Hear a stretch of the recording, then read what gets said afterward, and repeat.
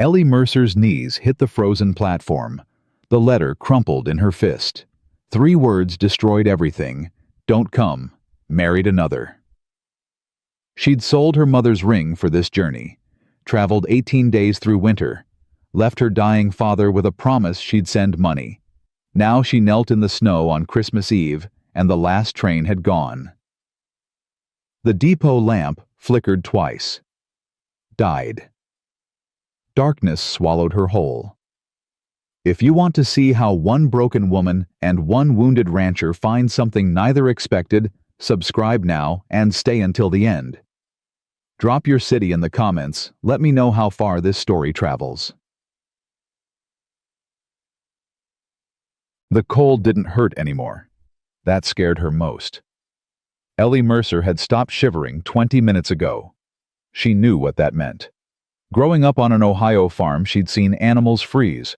First they shook, then they stopped, then they slept. She wasn't ready to sleep, not yet. Her fingers fumbled with the letter again, though she'd memorized every word. The paper had gone soft from handling from her tears from the snow melting against it. Miss Mercer. Circumstances changed. Married widow Patterson last month. Don't come. Send no reply. J. Whitfield. 17 words. That's what her future cost. 17 words after 18 days on trains that smelled of coal and desperation. After selling her mother's wedding ring. After promising her father she'd make everything right. Ellie pressed the letter to her chest and laughed. The sound came out wrong. Broken. God, she thought, if you're listening, I don't understand. I don't understand any of this. The depot stretched empty around her. Silver Creek, Montana. Population 312, according to the sign she'd passed. Not a soul in sight. Christmas Eve, and everyone was warm somewhere. Everyone but her. She should move, find shelter, do something. Her legs refused. The platform bench held 3 inches of snow. Her carpet bag sat beside it. Everything she owned packed tight. 2 dresses. 1 pair of good shoes. Her nursing supplies. A Bible her mother had carried from Ireland. What now? She had $4.37. Not enough for a room. Not enough for a ticket back. Not enough for anything except dying slowly in a town that didn't know her name. Ellie closed her eyes. Hoofbeats. Her head snapped up. A wagon emerged from the darkness, pulled by 2 draft horses. Big animal's breath steaming white. The driver sat tall on the seat, shoulders broad under a heavy coat. He pulled the horses to a stop at the platform's edge. For a long moment, neither spoke. He studied her. She studied him. The lamp was dead, but moonlight caught his face. Strong jaw, dark eyes, a scar on his chin, pale against weathered skin. Ma'am. His voice was low, rough. You waiting on someone? Ellie tried to stand. Her legs buckled. She caught herself on the bench, pride stinging worse than the cold. She managed. He didn't come. The man's expression didn't change, but something shifted in his eyes. He set the brake, climbed down from the wagon. His boots crunched in the snow as he approached. How long you been out here? Since the 4 o'clock train. That was 5 hours ago. Yes, sir. Ellie lifted her chin. I'm aware. He stopped 3 feet away. Close enough to help, far enough to be proper. She noticed that. Noticed he was careful. You got somewhere to go? No. Someone coming for you? No. Money for a room. Her silence answered. The man removed his hat, ran a hand through dark hair going silver at the temples. He looked at the sky, then back at her. I'm Sam Thornton. Got a ranch about 4 miles out. Housekeeper lives there full time. You'd have your own room, lock on the door. Warm and proper. Ellie stared at him. You don't know me, she said. Why would you? Because it's Christmas Eve. His voice hardened. Because no one should die on a train platform while the town sings hymns a 1/4 mile away. Because I got a spare room and you got nowhere else. She should say no. A woman alone accepting shelter from a strange man. She knew what people would say, what they'd assume. But the cold had seeped into her bones, and something in his face, not pity, not lechery, just plain human decency, made her believe him. "Ellie Mercer," she said. "I accept your kindness, Mr. Thornton." He nodded, once picked up her carpet bag like it weighed nothing. "Miss Mercer." He helped her into the wagon. His hands were gentle despite their size. When she was settled, he tucked a wool blanket around her legs without asking permission. The horses started forward. The depot disappeared behind them. Ellie watched it go. The empty platform. The dead lamp. The place where her old life had ended. She faced forward. Whatever came next, it couldn't be colder than what she'd left behind. The wagon moved through darkness and snow. Sam Thornton didn't talk. Ellie was grateful. She had no words left. Instead, she counted fence posts passing in the moonlight. An old trick from childhood when her mother was dying and counting kept the panic away. 14, 15, 16. "You a praying woman, Miss Mercer?" His voice startled her. She'd almost forgotten he was there. "I was," she said carefully. "Tonight, I'm not sure what I am." He nodded like that made perfect sense. "My mother used to say God's loudest when we can't hear him.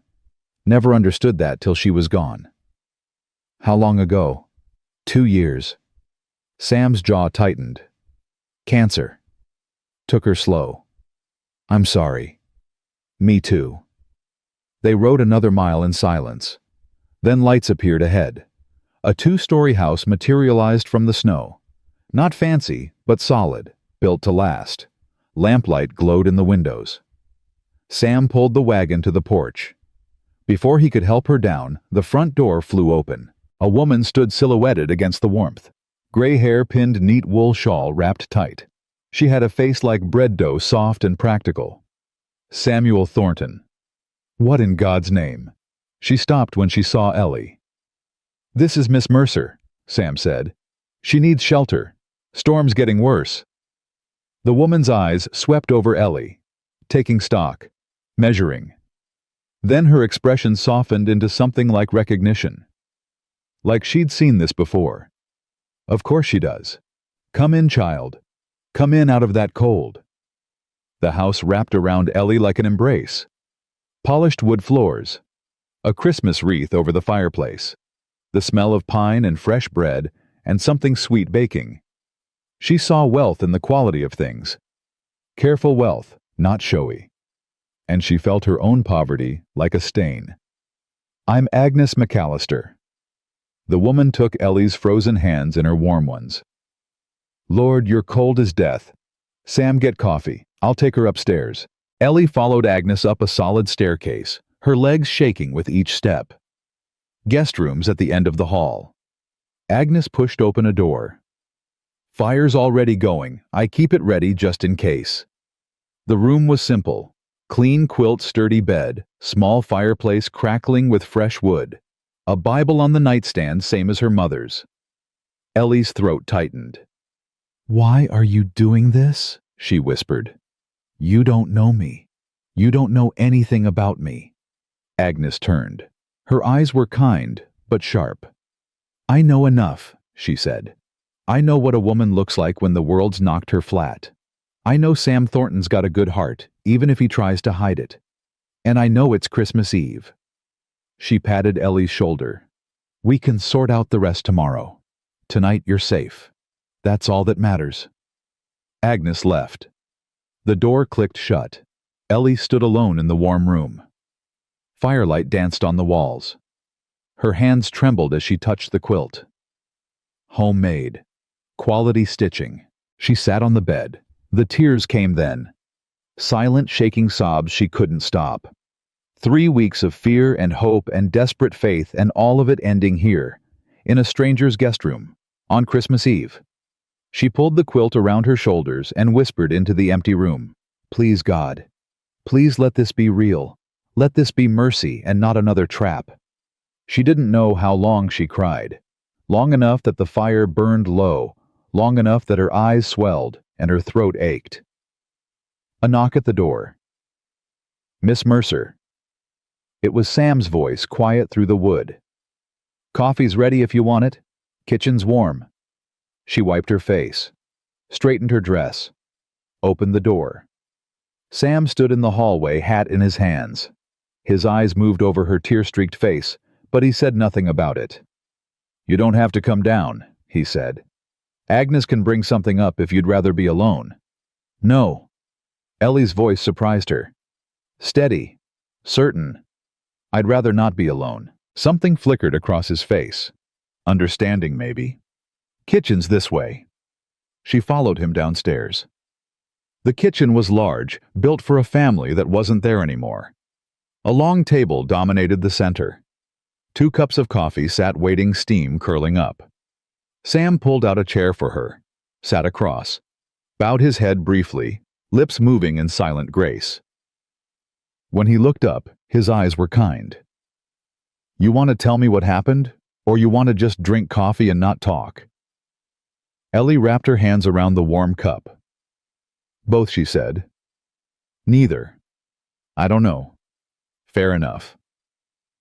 They sat in silence. The clock on the wall ticked steady. Somewhere in the house, Agnes hummed a hymn Ellie recognized from childhood.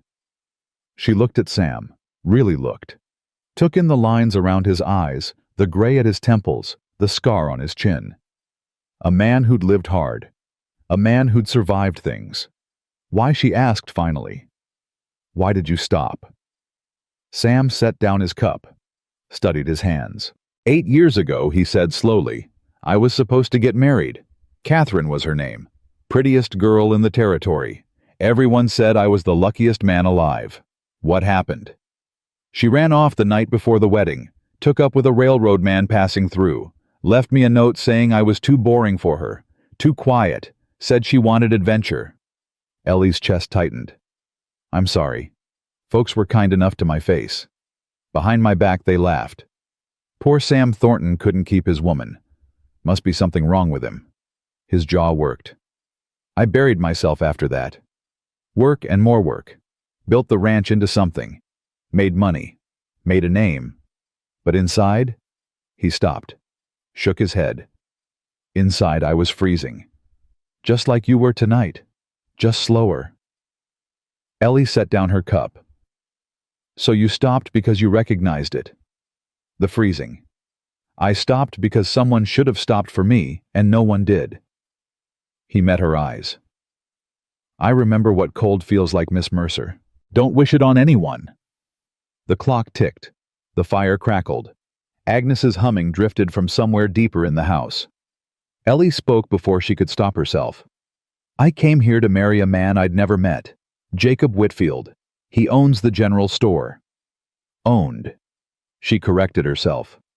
"He wrote letters for 6 months, said he needed a wife, said he'd give me a good life, and instead he married someone else, a widow with land.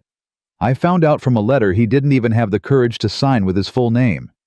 Sam's expression darkened. "Whitfield's a coward, always has been. You know him, everyone knows everyone in Silver Creek." He leaned back. "Man inherited that store from his daddy and acts like he built it himself. Talks big, follows through small." Ellie almost laughed. "Almost. I sold my mother's ring to come here. I have $4 to my name. My father's dying back in Ohio. My brothers need schooling. And I'm stuck in Montana with no way home and no way forward." She hadn't meant to say all that, but something about this man, his quiet, his steadiness, the way he listened without interrupting, pulled the truth out of her. Sam was quiet for a long moment. Then he spoke. "Storm's settling in. Roads won't clear for 3, maybe 4 days. You're welcome to stay until they do. I can't impose like that. It's not imposing. It's accepting help. There's a difference. But the town, I don't answer to the town. I answer to my conscience, and my conscience says I don't turn away women in trouble on Christmas Eve." Ellie's eyes burned. "What about after? When the road's clear, I've got nowhere to go, Mr. Thornton. No money, no prospects, no reputation left worth saving. Then we'll figure it out. Sam's voice was firm. Together, together. She stared at him. You don't know me. I know enough. His eyes held hers. I know you're brave enough to travel alone across the country, strong enough to survive tonight, honest enough to tell the truth instead of making up a pretty story. That's more than I can say for half the people in this territory. He stood, carried his cup to the sink. Get some sleep, Miss Mercer. Tomorrow's soon enough for planning. Christmas morning we'll eat breakfast and figure out what God has in mind. Mr. Thornton. He turned. Thank you. Her voice cracked. For stopping. For the coffee. For not making me feel like a burden. You're not a burden, he said simply. You're just someone who needed help. Ain't no shame in that. He walked her to the stairs. Stopped at the bottom. Lock on your door works fine. Agnes is just down the hall if you need anything. Good night, Mr. Thornton. Good night, Miss Mercer. Merry Christmas. She climbed the stairs, locked her door, sat on the bed and stared at the fire. Outside, snow fell thick and silent. The wind howled against the windows, but inside she was warm. She was safe. For the first time in weeks, she let herself believe that maybe God hadn't abandoned her after all. Maybe he'd just been waiting for her to end up exactly where she needed to be, in a stranger's house, on Christmas Eve, with a man who knew what freezing felt like. Ellie pulled the blanket to her chin and closed her eyes. Sleep came fast, deep and dreamless. She didn't hear Agnes and Sam talking in the kitchen below.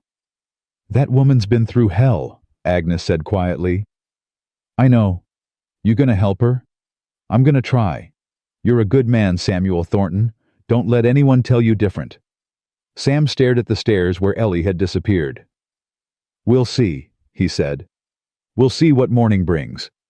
He didn't sleep that night, just sat by the fire thinking about frozen platforms and broken letters, and a woman with gray blue eyes who laughed like she'd forgotten how. Something had shifted tonight. He felt it in his chest, a door opening that he'd kept locked for 8 years. He didn't know if that was good or dangerous, probably both. Outside the storm howled on, but inside the Thornton ranch something new had begun. Something that would change everything for Ellie, for Sam, for the whole town of Silver Creek. They just didn't know it yet. Christmas morning came quiet. Ellie woke to the smell of coffee and bacon drifting up through the floorboards. For a moment she forgot where she was. The bed was too soft. The room too warm. Then memory crashed back and she pressed her hand to her chest, feeling her heart pound. She was in Sam Thornton's house. A stranger's house. On Christmas Day. She dressed quickly in her better dress, the navy one with simple trim. Her fingers trembled as she pinned her hair. The mirror above the washstand showed a woman she barely recognized. Eyes swollen from crying. Cheeks hollow from weeks of poor eating. But alive. Still alive. That counted for something. She descended the stairs slowly, listening. Voices drifted from the kitchen. Sam and Agnes speaking in low tones. She's running from something, Agnes.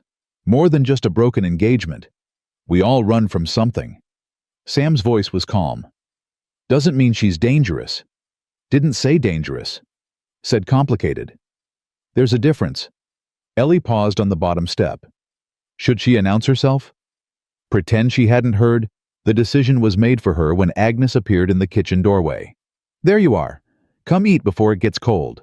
The kitchen table was set for 3. Eggs, bacon, biscuits, preserves. More food than Ellie had seen in a single meal for months. Her stomach cramped at the sight. Sam stood when she entered. Miss Mercer?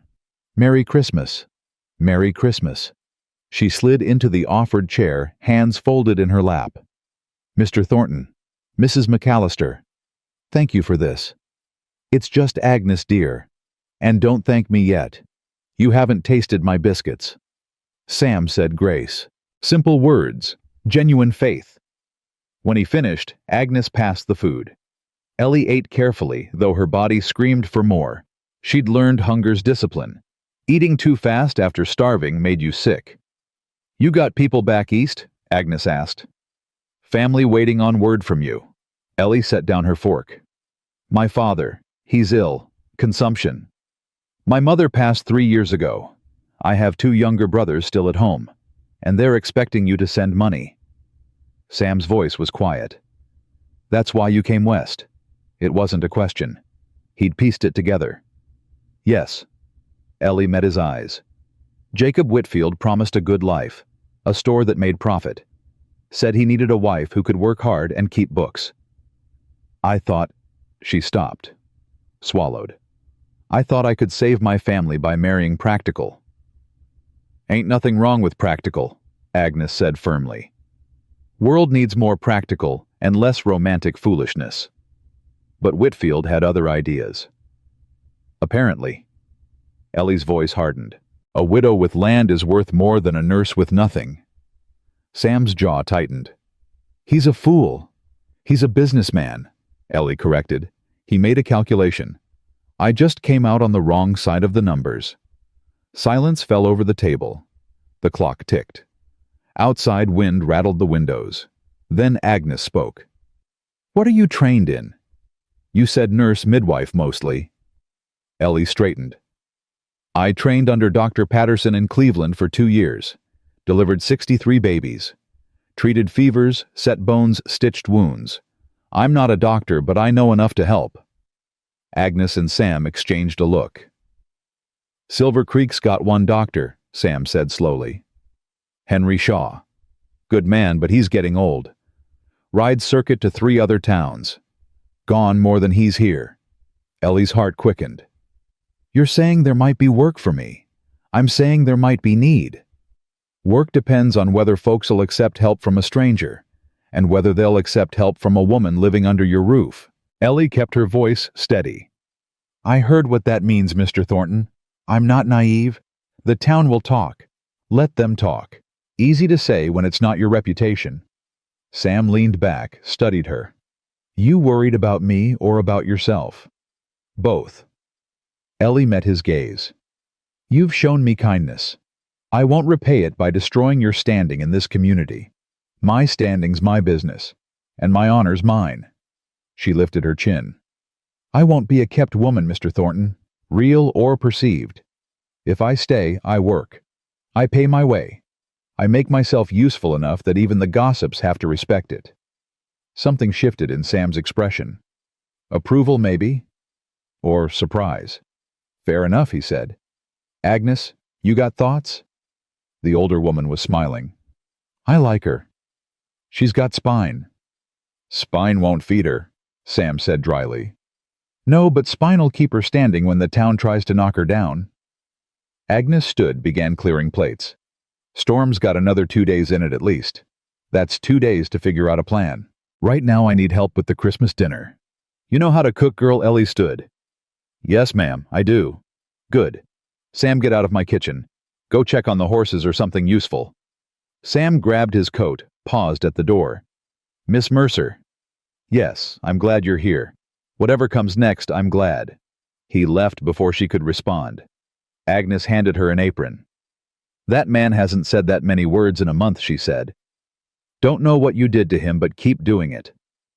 They worked side by side through the morning. Ellie learned the kitchen's rhythms, where Agnes kept the flour, how she liked her vegetables cut. The older woman talked while they worked stories of the Thornton family of Montana winters, of her own journey west 40 years ago. I came out here with my husband, she said.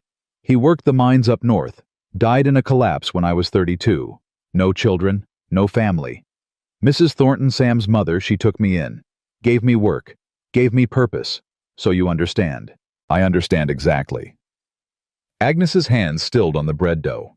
This territory's hard on women, hard on anyone alone, but it's also honest. People out here, they see what you do, not just what you say. You prove yourself useful, they'll respect you eventually. And if I don't prove myself, then you move on to the next town and try again. But I don't think that'll happen. Agnes resumed kneading. I watched you eat this morning. Careful, disciplined. You've known hunger. You've known hard. Women like that don't break easy. Ellie's eyes burned.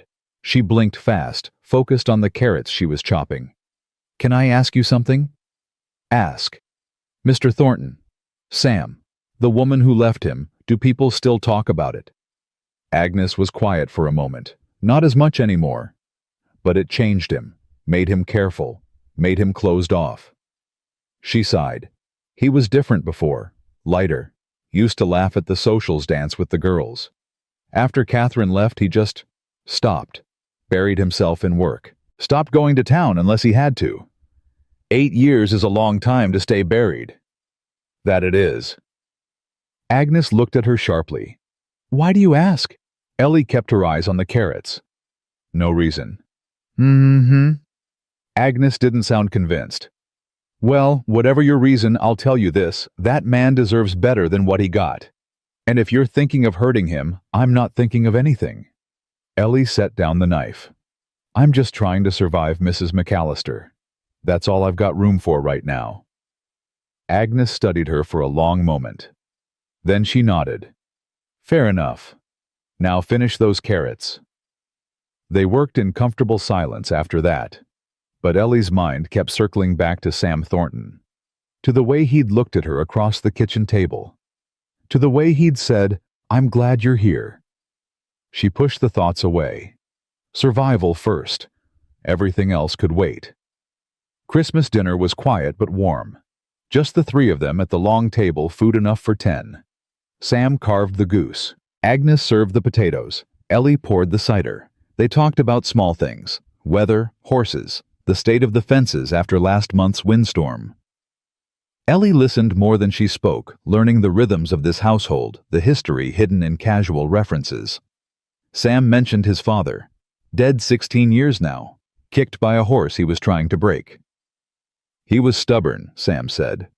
Thought he could gentle anything with enough patience. That horse proved him wrong. But he taught you to ranch, Agnes added. Taught you everything worth knowing.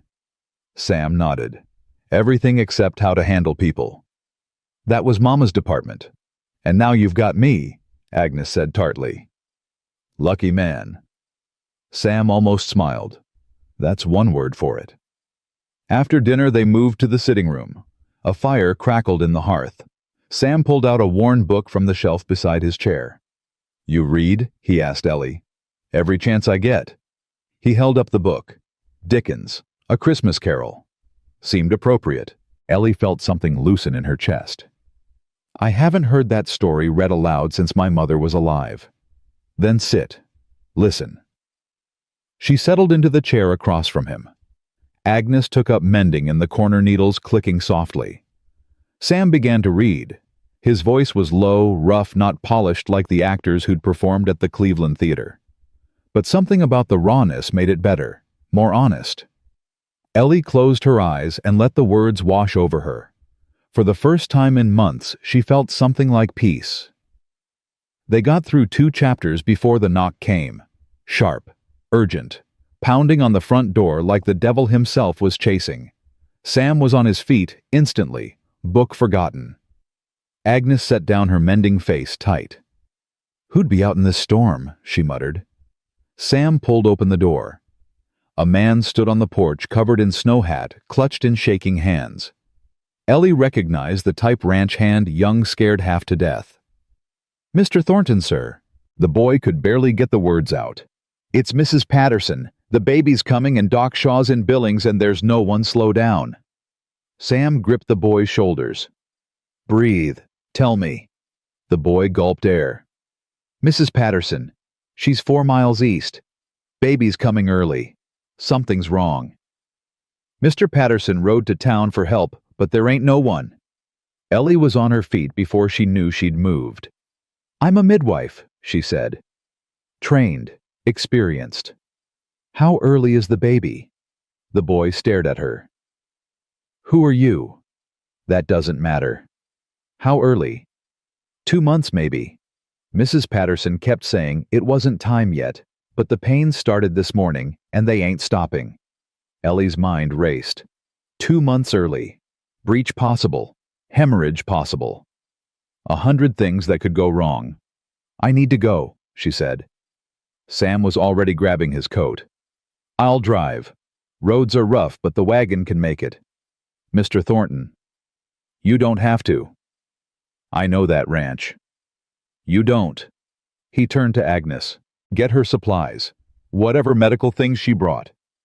Agnes was already moving toward the stairs. The boy hovered in the doorway, shivering. Should I go back? Tell them help's coming? Yes. Sam handed him a flask from the shelf. Drink that first. Warm up. Then ride. 5 minutes later, Ellie was in the wagon with her nursing bag. Sam drove the horses hard through the snow, the wind cutting like knives. She gripped the seat, mind running through procedures. Early delivery, possible complications, limited supplies, no doctor. Lord help me, she prayed silently. Let me be enough. Tell me about the Pattersons she called over the wind. Sam didn't take his eyes off the road. Good people. Tom Patterson runs cattle smaller operation than mine. Mary's young, maybe 20. This is her first baby. First baby. 2 months early. In a blizzard. Ellie closed her eyes. Breathed. I can do this. I've done harder. Have you? She opened her eyes. Sam was watching her now, the horses knowing the road well enough to manage on their own for a moment. I delivered a baby once during a cholera outbreak. Mother was dying, father dead. I was the only one there. And mother lived. Baby lived. Ellie held his gaze. I didn't sleep for 3 days, but they lived. Sam turned back to the road. Good. Because Mary Patterson's going to need someone who doesn't give up. I don't, Ellie said. I never have. The Patterson ranch was small but tidy. Light blazed in every window. When the wagon pulled up, a man burst out the front door, Tom Patterson. Ellie assumed, broad, weathered terror in his eyes. You the midwife? He didn't wait for confirmation. She's upstairs. Bleeding. Please, you gotta help her. Ellie was out of the wagon before Sam could offer a hand. Take me to her, now. The house was warm inside, too warm. Ellie stripped off her coat as she climbed the stairs. The smell hit her first blood and sweat and fear. Mary Patterson lay in the bedroom, face white as the sheets beneath her. An older woman knelt beside the bed trying to soothe her, but Mary's eyes were wild. Tom, she gasped when she saw her husband. Tom, I can't. Help's here. Tom's voice broke. She's a midwife. She's going to help. Ellie moved to the bedside, took Mary's hand. Mrs. Patterson? Mary, look at me. The young woman's eyes found hers. I need you to breathe, Ellie said firmly. Slow, deep. Can you do that for me? It hurts. Tears streamed down Mary's face. It hurts so bad. I know it does. Ellie's hands moved automatically, checking pulse, checking positioning. But pain means your body's working. We're going to work with it, not against it. She turned to the older woman. Your family aunt. Sarah. The woman's voice trembled. I've been trying to help, but I don't know what. You're doing fine. Ellie kept her voice calm. I need hot water. Clean cloths. A sharp knife boiled if possible. Can you get those? Sarah fled the room. Tom hovered in the doorway. Will she, Mr. Patterson? Ellie caught his eyes. Your wife needs you calm. Can you be calm for her? He nodded shakily. Good. Hold her hand. Talk to her. Tell her about your plans for the spring. Tell her about the baby's room. Keep her mind busy. She worked as she spoke, assessing, preparing. The baby was positioned wrong, not breech, thank God, but turned. She'd need to help guide it. This is going to be hard, Ellie said quietly to Mary. But I've done this before. Many times. You're strong. The baby's strong. We're all going to get through this together. Mary's hand gripped hers like iron. Promise me, she whispered. Promise me my baby lives. Ellie couldn't promise that. No honest midwife could. But she looked into those terrified eyes and said the only thing that mattered. I'm going to do everything in my power. That's my promise. The next 4 hours were the longest of Ellie's life. She worked with sweat running down her back and blood on her hands. She talked Mary through contractions, guided the baby's turn, prayed silently when the cord wrapped once around the tiny neck. Sam waited downstairs. She heard him pacing, heard him talking to Tom when Tom needed a break from the bedroom. At 3 in the morning, the baby came. A girl. Tiny. Too tiny. But breathing. Ellie cleared the airways, wrapped the infant in warmed cloths, held her close until the weak cries strengthened. Mary sobbed with relief. Is she all right? She's small. Ellie placed the baby in Mary's arms. She'll need extra care, warmth, frequent feeding. But she's fighting. You can see it. Tom stood frozen in the doorway. His face crumpled. Thank you. His voice was barely a whisper. Thank you. God bless you. Ellie cleaned up, disposed of the bloody sheets, made sure Mary was stable, bleeding, controlled baby nursing. By dawn, mother and child were sleeping peacefully. She found Sam in the kitchen, coffee cold in his hands. He looked up when she entered. Well, girl. About 5 pounds, small but healthy. Ellie sank into a chair. Mother's fine. Tired, but fine. Sam exhaled long and slow. You did it. We got lucky. 100 things could have gone wrong, but they didn't. Because you were here. Ellie shook her head. Because your ranch hand rode through a blizzard. Because you drove me through the snow. Because Sarah kept her head. We all did it. Sam studied her. You're bleeding. She looked down at her hands, small cuts from where she'd gripped 2 hard nails digging into palms. She hadn't noticed. It's nothing. Sam stood, retrieved a cloth, dipped it in water. He took her hand gently, began cleaning the cuts. You saved 2 lives tonight, he said quietly. I did my job. No. He looked up at her. You did more than that. You walked into a stranger's house on Christmas night and brought a baby into the world. That's not a job. That's a calling. Ellie's throat tightened. She didn't trust her voice. Sam finished cleaning her hands, wrapped a strip of cloth around the worst cut. When we get back to town, he said things are going to be different. What do you mean? I mean Tom Patterson's got a big mouth. By noon, everyone in Silver Creek's going to know what you did tonight. His eyes held hers. They're going to know who you are, what you can do. Some of them will still talk, but some of them will see.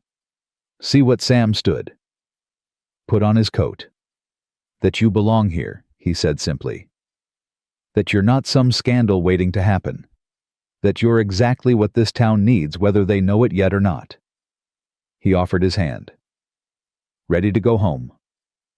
Ellie looked at his hand, at his face, at this man who'd found her freezing on a platform and given her shelter and driven her through a blizzard to save a stranger's baby.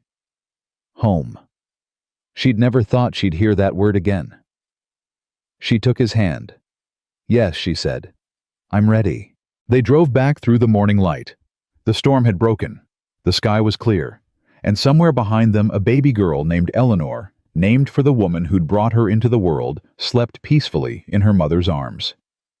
Ellie didn't know what the future held. Didn't know if the town would accept her or destroy her.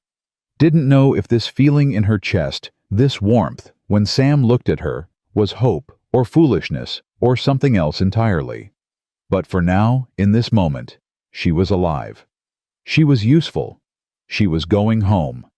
And that was enough. The wagon wheels cut fresh tracks through the new fallen snow, and the sun rose higher, and the world looked different than it had the night before.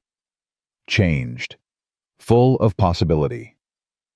Ellie pulled her coat tighter and faced forward. Whatever came next, she was ready. The return to Silver Creek brought complications Ellie hadn't anticipated. Word spread faster than wildfire. By the time Sam pulled the wagon up to his ranch that afternoon, riders had already come and gone. Tom Patterson had sent messages to anyone who'd listen. The strange woman from the Thornton place had saved Mary's life, saved the baby's life, worked through the night like an angel sent from God himself. Agnes met them at the door, her face a mixture of relief and concern. You're back. She looked Ellie over. You look like death warmed over. I feel like it too. Ellie managed a weak smile. Is there coffee? Coffee, food, and a bed? In that order. Agnes ushered her inside. Sam Doc Shaw came by an hour ago. Heard the news from town. He wants to talk to the girl. Now said he'd wait. Agnes handed Ellie a cup of coffee. He's in the sitting room. Ellie's hands tightened on the cup. The town's doctor.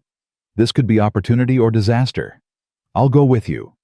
Sam's voice was firm. Mr. Thornton, Sam. And yes, I'm going. He met her eyes. You walked into hell last night and walked out carrying 2 lives. You're not facing this alone. Ellie wanted to argue. She was used to fighting her own battles, but she was also exhausted and scared. And something about Sam's steady presence made her feel less alone than she had in years. All right, she said, together. Dr. Henry Shaw was not what Ellie expected. He was old 70 at least, with white hair and kind eyes and hands that trembled slightly when he rose to greet her. But his gaze was sharp, assessing. Miss Mercer? He shook her hand firmly. I've heard quite a bit about you this morning. I hope some of it was accurate. He smiled slightly. Tom Patterson says you saved his wife and baby from certain death. I'm curious to hear your version. Ellie told him. Clinically. Professionally. The presentation issues the cord complication, the interventions she'd used. Shaw listened without interrupting, his expression unreadable. When she finished, he was quiet for a long moment. Where did you train Cleveland? Under Dr. James Patterson, no relation. 2 years of formal study, 3 years of practical experience. Patterson. Shaw nodded slowly. I've read his papers. Good man. Ahead of his time in some ways. He taught me everything I know. Shaw leaned back. Miss Mercer, I'm 72 years old. I've been the only doctor in this territory for 30 years. I ride circuit to 4 towns. I'm gone more than I'm here. And I'm tired. Ellie's heart quickened. What are you saying? I'm saying this territory needs more than one doctor. I'm saying I've watched young mothers die because I couldn't get there in time. I'm saying I just heard about a woman who did in one night what I might not have been able to do myself. Shaw's eyes met hers. I'm asking if you'd consider working with me. Working with you officially, as my assistant. I can't make you a doctor, the medical board wouldn't allow it, but I can supervise, train you further, give you legitimacy. Sam shifted beside her. Doc, you know what people will say. A woman practicing medicine, I know exactly what they'll say. Shaw cut him off. They'll say the same things they said about me when I started treating Indians 40 years ago. They'll gossip and complain and clutch their pearls. And then when their children get sick, they'll come begging for help anyway. He turned to Ellie. The question is whether you're willing to face that. Ellie's mind raced. A position, legitimate work, a chance to build something, but also scrutiny, judgment. Her living situation with Sam would be examined under a microscope. What about Ellie hesitated? What about the fact that I'm staying at the Thornton Ranch? Shaw raised an eyebrow. Mrs. McAllister is there, isn't she? Yes, sir. And Mr. Thornton has behaved with complete propriety. Complete, Sam said flatly. Then what happens in that house is no one's business but yours. Shaw stood. Miss Mercer, I've been doctoring long enough to know that character matters more than circumstance. I saw character last night, even if I wasn't there to witness it. He extended his hand. Think about my offer. I'll be in town for 3 more days before I ride to Billings. Ellie shook his hand. Thank you, Dr. Shaw. I'll give you my answer before you leave. After he left, silence filled the room. Sam spoke first. That's a real opportunity. I know. You're going to take it. Ellie looked at him. Am I? You'd be a fool not to. And you're not a fool. She almost smiled. How do you know? Because fools don't survive blizzards. They don't deliver babies in strangers' houses. They don't look a town doctor in the eye and recite medical procedures like they're reading from a textbook. Ellie sank into a chair. If I take this position, things get harder for you. People will talk more, not less. They'll say, "I don't care what they say." Sam sat across from her. "I care about what's true. And what's true is that you belong here. You've got skills this territory needs. You've got strength most men I know don't have. Running away because of gossip would be a waste. I've never run from anything in my life." "I know." He leaned forward. "So don't start now." Ellie looked at him. Really looked. This man who'd found her freezing, who'd driven her through a blizzard, who'd waited all night while she worked, who was now willing to face his community's judgment for her.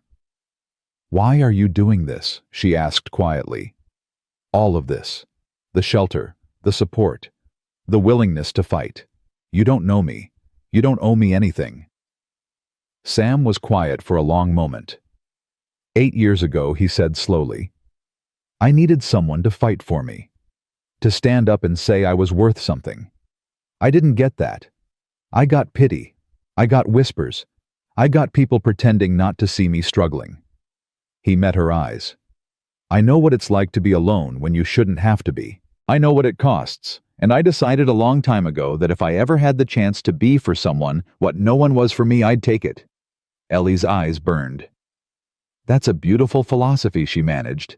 "It's not philosophy, it's just survival. We survive better together than alone." He stood, moved toward the door. "Think about Shaw's offer. Take your time. Whatever you decide, this is still your home for as long as you need it." He paused at the doorway. "And Miss Mercer?" "Yes, you called her Eleanor." "The baby. Tom Patterson told me. Said you didn't even hesitate when Mary asked what to name her." Ellie's breath caught. I wasn't trying to." "I know." Sam's voice softened. "But you gave that little girl your name. That means something. That means you're already part of this place whether you believe it or not." He left her alone with the fire crackling and her thoughts spinning and a future she'd never imagined opening up before her. A chance. A real chance. If she was brave enough to take it. Ellie stared into the flames and made her decision. She was done running. Done being a victim of circumstance. Tomorrow she would tell Dr. Shaw yes. Tomorrow she would start building a life. And whatever the town of Silver Creek thought about it, they would just have to learn to accept it. Because Ellie Mercer had survived worse than gossip. And she wasn't going anywhere. 3 weeks passed faster than Ellie thought possible. She fell into a rhythm at the Thornton Ranch. Mornings helping Agnes with breakfast. Afternoons riding with Dr. Shaw to visit patients across the territory. Evenings in the sitting room reading or talking or simply sitting in comfortable silence while Sam went over his ledgers. It felt dangerous, this comfort. Like something that could be snatched away. She told herself not to get attached. Told herself this was temporary. Told herself 100 lies that got harder to believe with each passing day. "You're settling in." Agnes said it one morning while they kneaded bread together. "I can see it in your shoulders. Less tight than when you came." "I'm just tired." "No, you're home. There's a difference." Ellie didn't answer. Couldn't. Because Agnes was right, and that terrified her. The first real trouble came on a Tuesday. Ellie was in town with Dr. Shaw restocking supplies at the general store. The same store Jacob Whitfield owned. The same man who'd brought her west and abandoned her. She'd avoided it for 3 weeks. But Shaw needed medicines, and Whitfield's was the only place that stocked them. "Just stay calm." Shaw patted her arm as they approached. "You've got nothing to be ashamed of. I know that. Then act like it." The bell above the door jangled as they entered. Ellie kept her eyes forward, focused on the shelves on the task at hand. But she felt him watching her. Felt his gaze like a weight. "Dr. Shaw." Jacob Whitfield's voice was too loud, too jovial. "Good to see you. What can I help you with today?" He was shorter than Ellie had imagined from his letters. Rounder. His smile didn't reach his eyes. "Need some laudanum," Shaw said briskly. "Bandages. Carbolic acid if you've got it." Of course. Whitfield moved behind the counter gathering supplies. His eyes kept sliding to Ellie. And who's your assistant? Don't believe I've had the pleasure. Shaw's jaw tightened. Miss Mercer. She's been working with me for 3 weeks now. Mercer. Whitfield tested the name like it might bite him. Don't recall any Mercers in Silver Creek. She's new to town. Ah. Whitfield's smile sharpened. Staying with Sam Thornton, I heard. Quite the arrangement. Ellie's hands clenched at her sides. She forced herself to breathe. It's a perfectly proper arrangement, she said quietly. Mrs. McAllister is in residence. I have my own room with a lock on the door. Oh, I'm sure. Whitfield wrapped the supplies, still smiling, still watching. Just interesting, that's all. A woman alone staying with a bachelor rancher. People talk. Let them. Whitfield blinked. Excuse me, Ellie stepped forward, met his eyes. Let them talk, Mr. Whitfield. I've got nothing to hide. My conscience is clear. Is yours? The color drained from his face. I don't know what I think you do. Ellie kept her voice level. I think you know exactly what you did, and I think we both know why you're trying to stir up gossip about my living situation. Miss Mercer, you brought me here with promises you never intended to keep. You let me travel 18 days across the country. You let me sell my mother's ring for passage. And then you sent 3 lines in a letter because you didn't even have the courage to face me yourself. Shaw stepped closer, ready to intervene. But Ellie wasn't finished. I could have died on that platform, Mr. Whitfield. Frozen to death on Christmas Eve because of your cowardice. But I didn't. Because someone with actual decency stopped to help. The store had gone silent.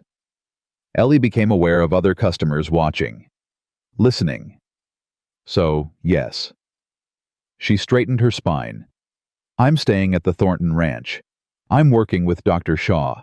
I'm building a life in this town despite what you did to me. And if that bothers you, Mr. Whitfield, I suggest you examine your own conscience instead of trying to destroy mine. She turned and walked out. Shaw caught up to her on the boardwalk, supplies in hand. Well, he said mildly, that was something. I shouldn't have lost my temper. You didn't lose it. You used it. There's a difference. He patted her shoulder. Besides, that man had it coming. Half the town knows what he did. The other half just learned. Ellie's hands were shaking. She clenched them together, tried to steady herself. It doesn't matter what I said. He'll still spread rumors. He'll still try to hurt me. Probably. Shaw started walking toward the wagon. But now you've shown the town who you are. A woman who fights back. A woman who tells the truth. That matters more than you think. They were halfway to the wagon when a voice stopped them. Miss Mercer. Ellie turned. A woman stood on the boardwalk behind them. Tall, severe, dressed in expensive black. Her face was hard, but her eyes held something Ellie couldn't quite read. I'm Constance Harwell. The woman didn't offer her hand. My husband owns the bank. Mrs. Harwell. Ellie inclined her head. What can I do for you? I heard what you said in there. To Jacob Whitfield. I'm sure the whole town heard. Yes. Constance's lips twitched. They did. She stepped closer. Her voice dropped. My daughter was ruined by a man like Whitfield. 5 years ago. He promised her marriage, took her virtue, then disappeared. She had to leave Silver Creek. We told everyone she went to care for a sick aunt in Denver. But we all knew the truth. I'm sorry. I'm not looking for sympathy.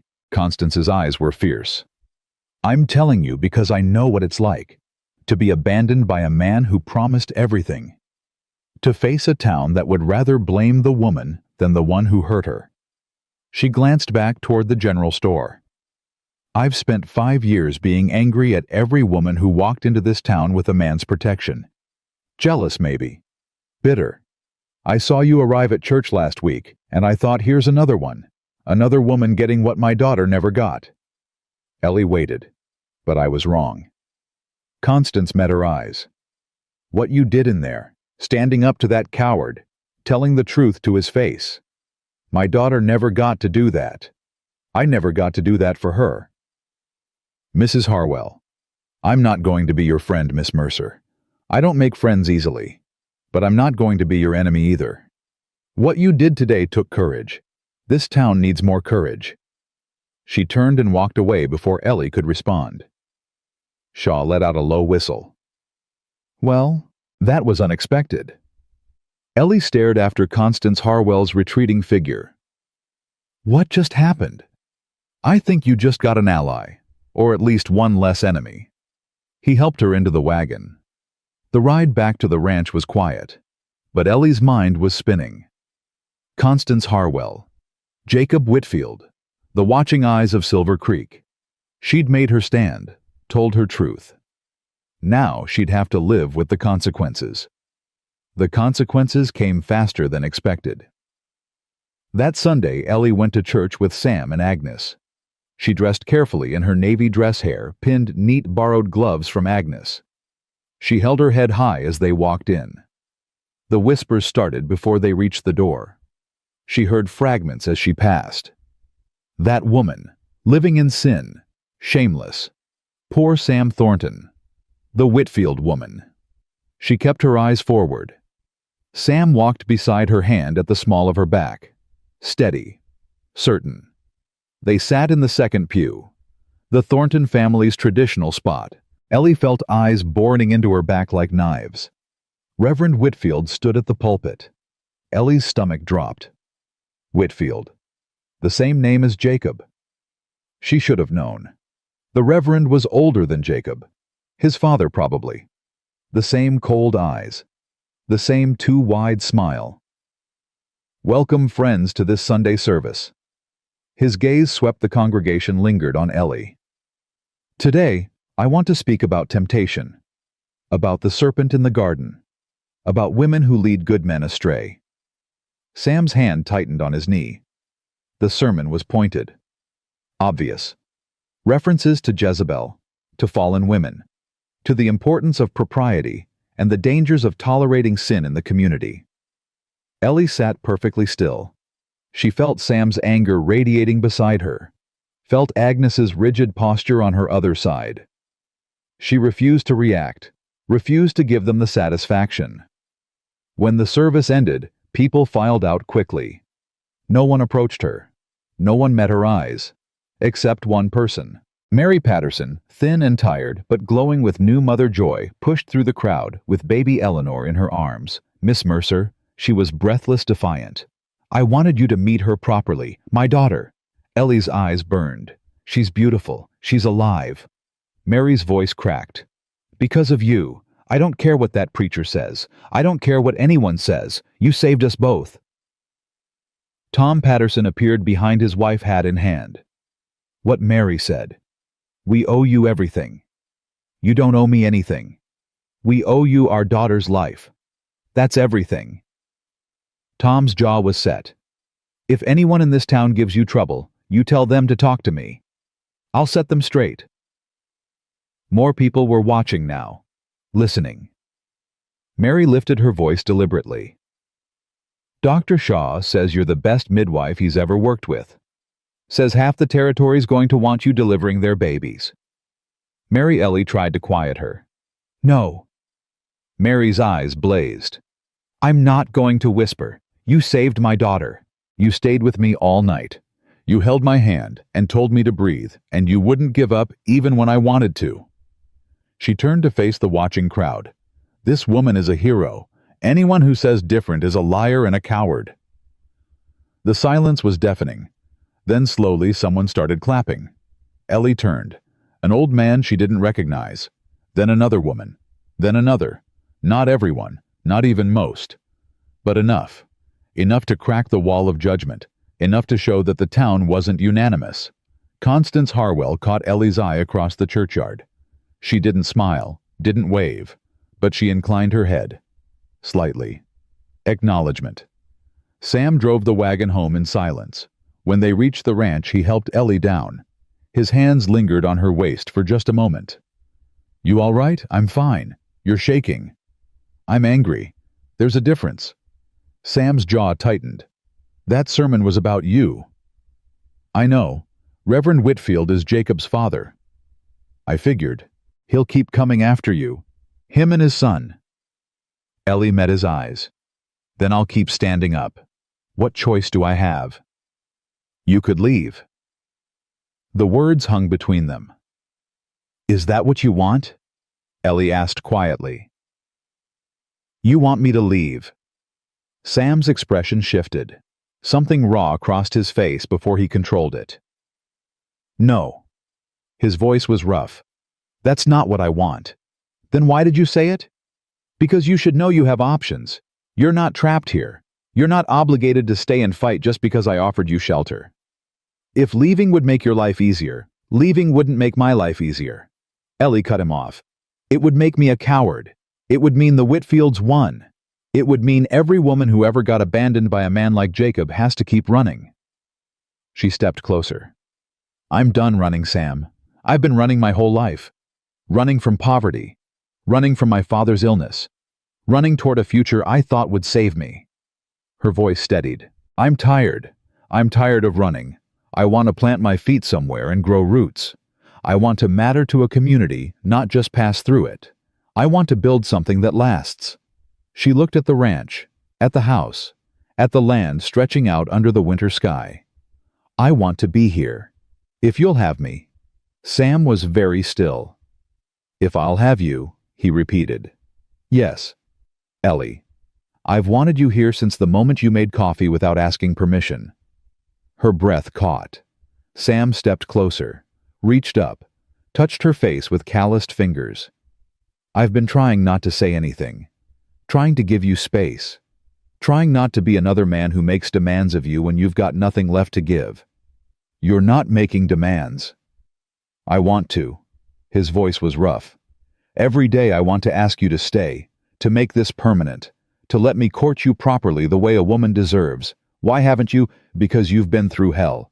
Because you need time. Because I'm scared if I push too hard you'll run, and I'll spend the rest of my life wondering what might have been. Ellie's heart pounded. I'm not going to run, she whispered. Sam's hand slid into her hair. He pulled her closer. His forehead touched hers. Then stay, he said. Stay and let me love you. Stay and let me prove that not all men are like Jacob Whitfield. Stay and build something with me. I don't have anything to offer you. No dowry, no land, no family name. You have yourself. Sam's voice cracked. That's more than enough. That's everything. She kissed him. She didn't plan it, didn't think about it. Just rose on her toes and pressed her lips to his and felt him freeze for one heartbeat before his arms came around her and he kissed her back. It wasn't gentle. It wasn't tentative. It was desperate and fierce and full of everything they'd both been holding back. When they finally broke apart, they were both breathing hard. Well, Sam's voice was unsteady. That's one way to answer. Ellie laughed. The sound surprised her. Light. Free. I'm staying, she said.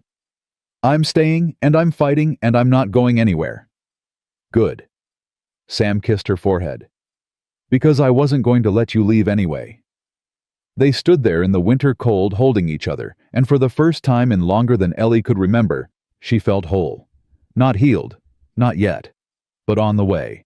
And that was enough. The next 2 weeks brought changes Ellie hadn't expected. Word spread about the scene at church, about Mary Patterson's declaration, about the people who'd clapped. Slowly, carefully, some of the town began to thaw. Mrs. Henderson, the blacksmith's wife, brought a pie to the ranch. Just being neighborly, she said, not meeting Ellie's eyes. My sister had a hard birth last year. She almost died. I keep thinking if someone like you had been there. The widow Morrison stopped Ellie in town to ask about tonics for her arthritis. The schoolteacher, Miss Adams, invited Ellie to tea and spent 3 hours asking about her medical training. Not everyone. The Whitfields still preached against her. Mrs. Dalton, the mayor's wife, refused to acknowledge her existence. A group of church ladies crossed the street when they saw her coming. But enough people opened their doors. Enough people saw past the gossip to the woman underneath. And then, one cold February morning, everything changed again. Ellie was in the kitchen with Agnes when a rider came galloping up the drive. She recognized him, one of the Thornton Ranch hands, young Billy Meeks. Sam met him at the door. "What is it, Doc Shaw, sir?" Billy was gasping for breath. "He collapsed in town. Heart, they think. Sheriff sent me to fetch Miss Mercer." Ellie was already grabbing her medical bag. "How bad?" "Bad, miss. Real bad." She rode behind Billy, pushing her horse hard through the cold.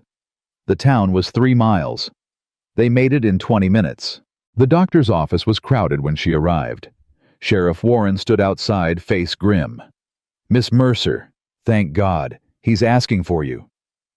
Inside, Dr. Shaw lay on his own examination table. His face was gray, his breathing shallow, but his eyes were open, alert. "Ellie." His voice was a whisper. "Come here." She knelt beside him, took his hand. "I'm here. Listen to me." He gripped her fingers with surprising strength. "I'm dying. Don't say that. It's true. I've known it was coming.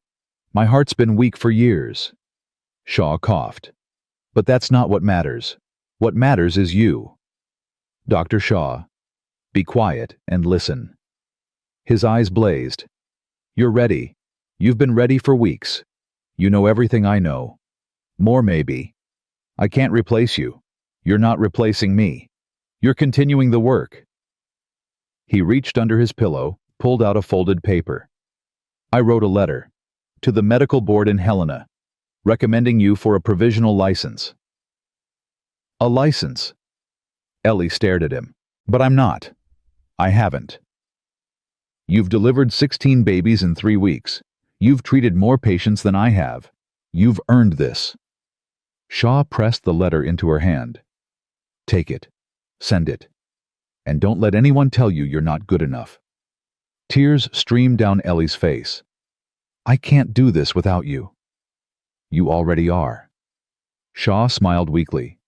"You've been doing it since the night you saved Mary Patterson. I just gave you permission to believe it." His breathing was getting shallower. "Ellie, one more thing. Yes, that rancher of yours, Sam Thornton. What about him? Marry him." Shaw's eyes crinkled. "Life's too short for waiting. And he looks at you like you hung the moon." A sob escaped her. "I will." "Good. That's settled then." His hand went slack in hers. The room went silent. Ellie bowed her head and wept. She wept for the old man who'd believed in her when no one else did, who'd given her a chance, who'd seen what she could become before she saw it herself. She wept for the future he wouldn't see, the lives she would save because he'd taught her how. She wept for herself, for the girl who'd arrived in Silver Creek with nothing, for the woman who was going to have to carry forward alone. The sheriff's hand settled on her shoulder. "I'm sorry, Miss Mercer." She wiped her eyes, stood. "I need to send a letter," she said. "To Helena, to the medical board." Sheriff Warren blinked. "Now. Now." Ellie's voice was steady. "Dr. Shaw gave me instructions. I intend to follow them."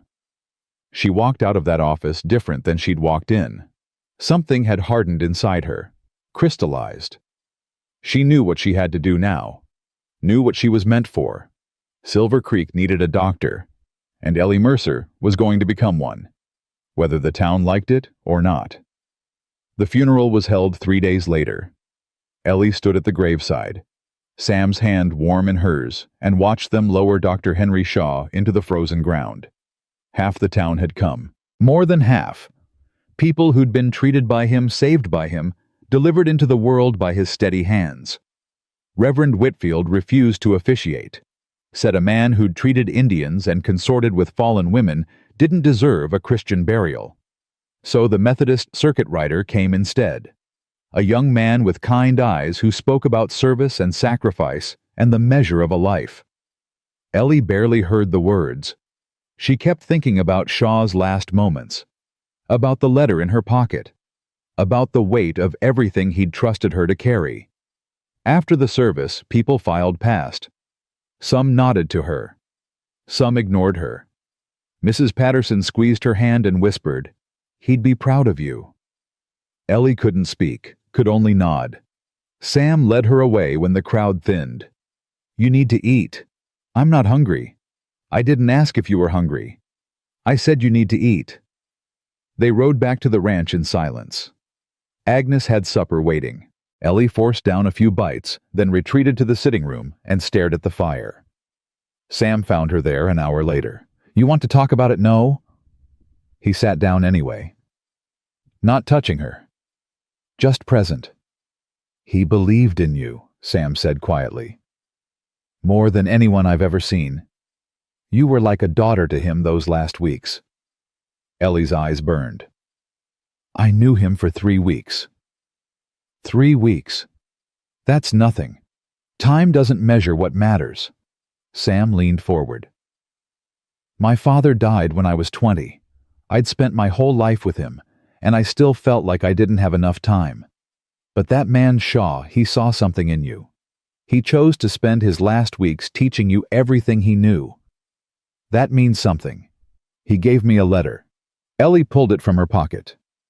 "To the medical board. Recommending me for a provisional license." Sam's eyes widened. "Ellie, that's impossible. A woman. Practicing medicine. With no formal degree." She stared at the paper. "He believed I could do it. He believed this territory would accept me. Do you believe it?" Ellie was quiet for a long moment. "I don't know," she admitted. "I know I can do the work. I've proven that. But getting people to let me do it, getting the law to recognize me, that's different. One step at a time." Sam took her hand. "Send the letter. See what happens. Whatever comes, we'll face it together. Together." Ellie tested the word. "You keep saying that. Because I mean it." She looked at him.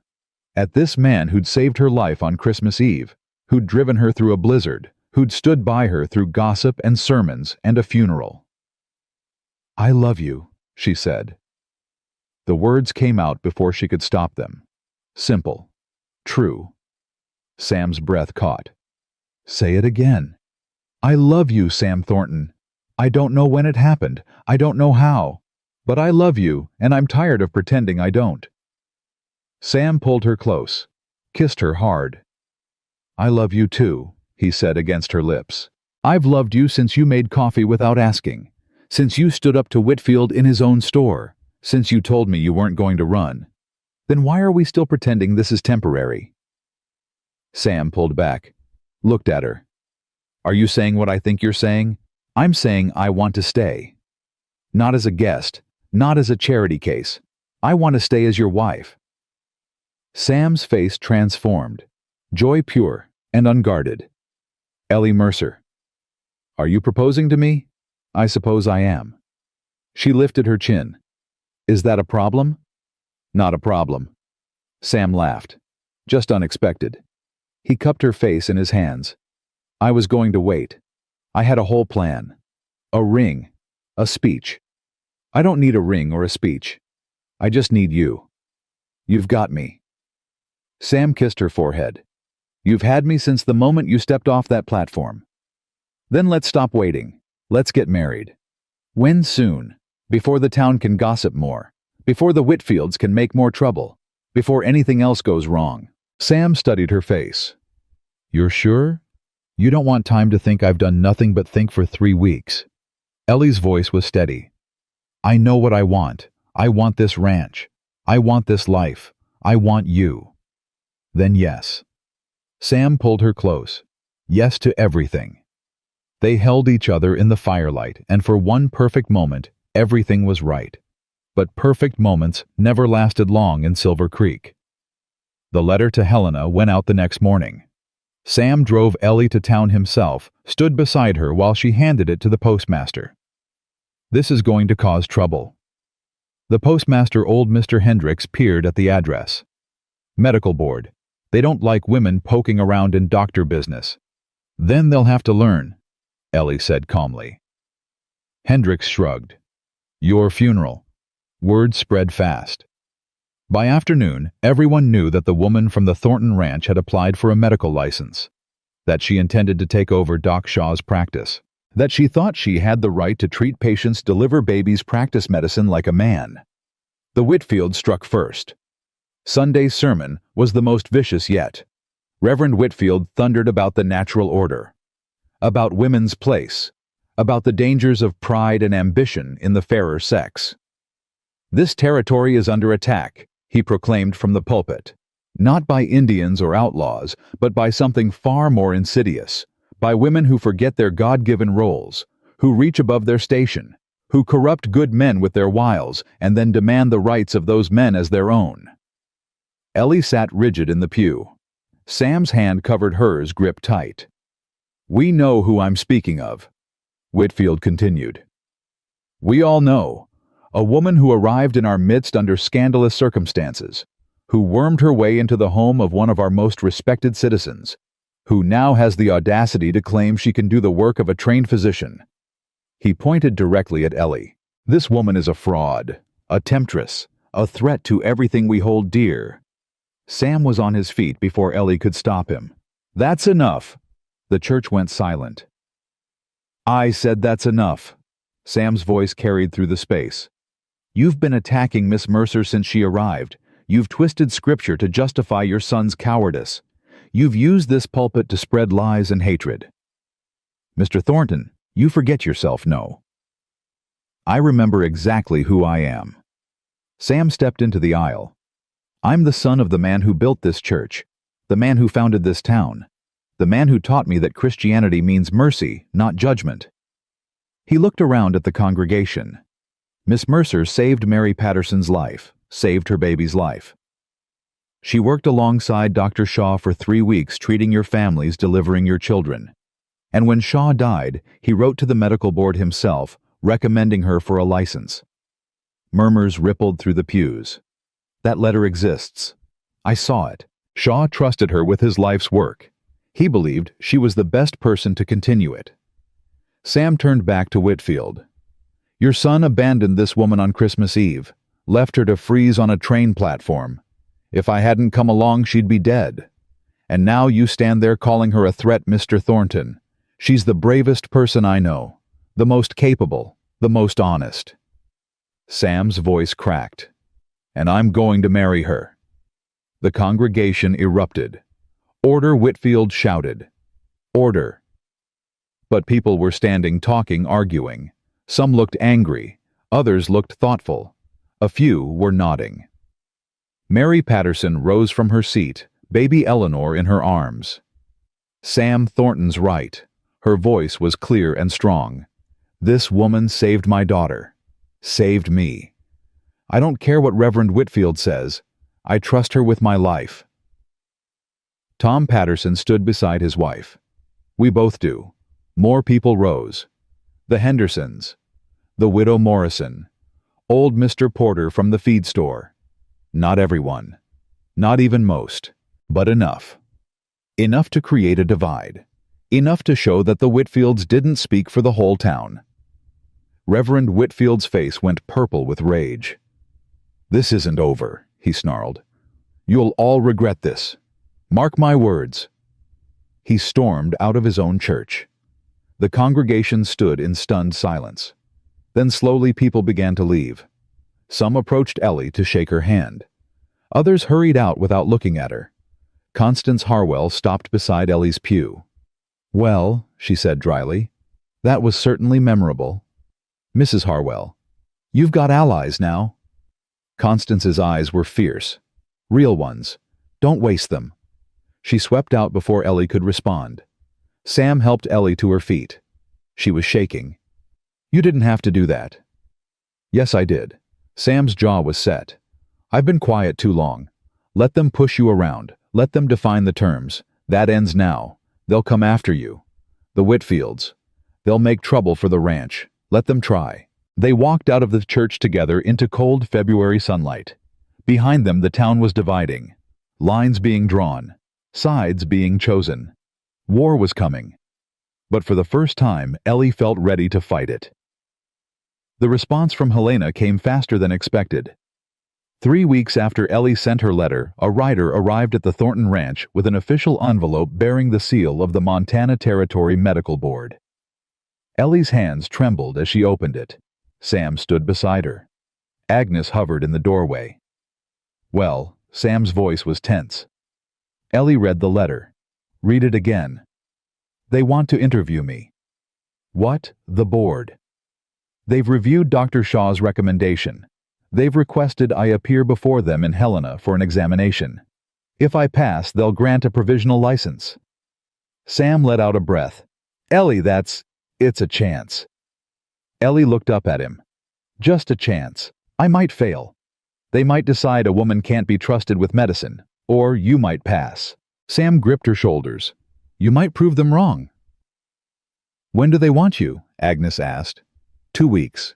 Ellie checked the date. March 15th. That's the week after we planned the wedding.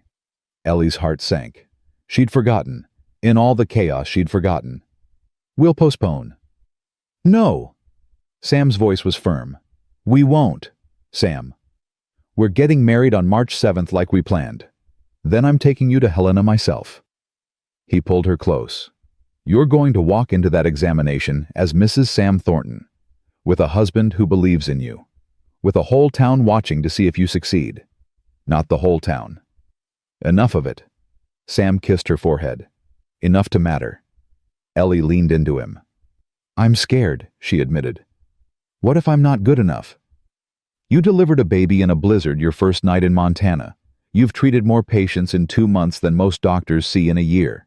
You held Henry Shaw's hand while he died and promised to carry on his work. Sam tilted her chin up. You're good enough, Ellie. You've always been good enough. You just need to believe it. She kissed him. Soft, grateful, full of promise. I'll try. Don't try. Do. Agnes cleared her throat from the doorway. If you two are done being romantic, we've got a wedding to plan, and I'm not doing all the work myself. Ellie laughed. The sound surprised her. Light. Free. Yes, ma'am, she said. We're coming. She tucked the letter into her pocket and followed Sam into the kitchen. 2 weeks until the wedding. 3 weeks until Helena. Everything was about to change. She just had to survive long enough to see it. The Whitfields made their move 3 days before the wedding. Ellie was in town buying fabric for her wedding dress with Agnes when she saw them coming. Jacob Whitfield and his father flanked by 2 men she didn't recognize. Official-looking, stern. Miss Mercer. Reverend Whitfield's voice dripped with false courtesy. These gentlemen are from the Territorial Marshal's office. They have some questions for you. Ellie's blood went cold. What kind of questions? The older marshal stepped forward. Miss Mercer, we've received a complaint. Allegations that you've been practicing medicine without a license. That you've endangered lives through incompetence. That you've fraudulently represented yourself as a medical professional. That's not true. We have sworn statements. The marshal held up papers. From Jacob Whitfield. From several concerned citizens. They allege you caused the death of Dr. Henry Shaw through negligence. Ellie's vision went white. Dr. Shaw died of heart failure. His heart had been weak for years. He told me himself, "Can you prove that I—" Ellie's voice failed. The marshal's expression was cold. Miss Mercer, we're going to need you to come with us. You're being detained pending investigation. Detained in the town jail. Until we can sort this out. No. Agnes stepped forward. You can't do this. She hasn't done anything wrong. Ma'am, step aside. This is persecution. Agnes's voice rose. The Whitfields have been trying to destroy this girl since she arrived. They're using you to finish the job. Ma'am, I won't ask again. Ellie touched Agnes's arm. It's all right. It's not all right. Go get Sam. Ellie kept her voice steady. Tell him what happened. He'll know what to do. Agnes hesitated. Then she nodded and hurried away. The marshals escorted Ellie to the jail, a small building at the edge of town. 1 cell. Cold, bare. They locked her in. Ellie stood at the bars and watched Jacob Whitfield smile. Should have left when you had the chance, he said. Now you'll spend the rest of your life regretting you didn't. She didn't respond. Didn't give him the satisfaction. But inside her heart was breaking. 3 days until her wedding. 3 weeks until Helena. And she was locked in a cell accused of killing the man who'd believed in her most. Sam arrived within the hour. Ellie. He gripped the bars of her cell. His face was pale. Furious. Are you all right? I'm fine. She wasn't fine. But she wouldn't let him see her break. What's happening? I've sent a writer to Helena, to the medical board. If Shaw's death was natural, there'll be records, documentation, and if the Whitfields got to those records first. Sam's jaw tightened. Then we'll find witnesses, people who knew Shaw was sick, people who saw his condition.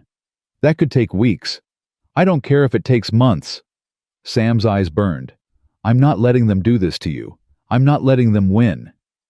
Ellie reached through the bars, touched his face. Sam, listen to me. I'm listening. If this goes wrong, if they convict me, I need you to let me go. What I need you to walk away. Protect yourself. Protect the ranch. Don't let them destroy you because of me. Sam grabbed her hand, held it tight. Never. Sam, I said never. His voice cracked. I didn't save you from freezing on a platform just to abandon you in a jail cell. I didn't spend 3 months falling in love with you just to walk away when things got hard. He pressed his forehead to the bars. You're going to get out of here. We're going to get married. You're going to go to Helena and pass that examination.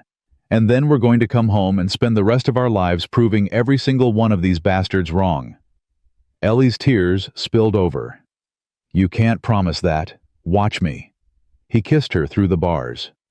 Desperate. Fierce. I love you, he said. I'm not giving up. And neither are you. He pulled away, wiped his eyes. I'll be back. With help. With evidence. With whatever it takes.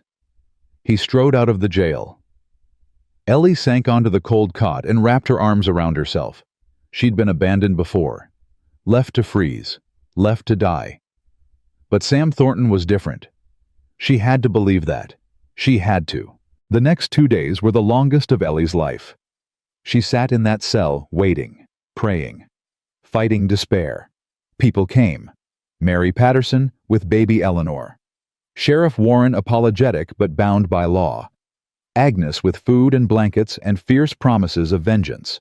But no evidence. No proof. The trial was set for the morning of what should have been her wedding day.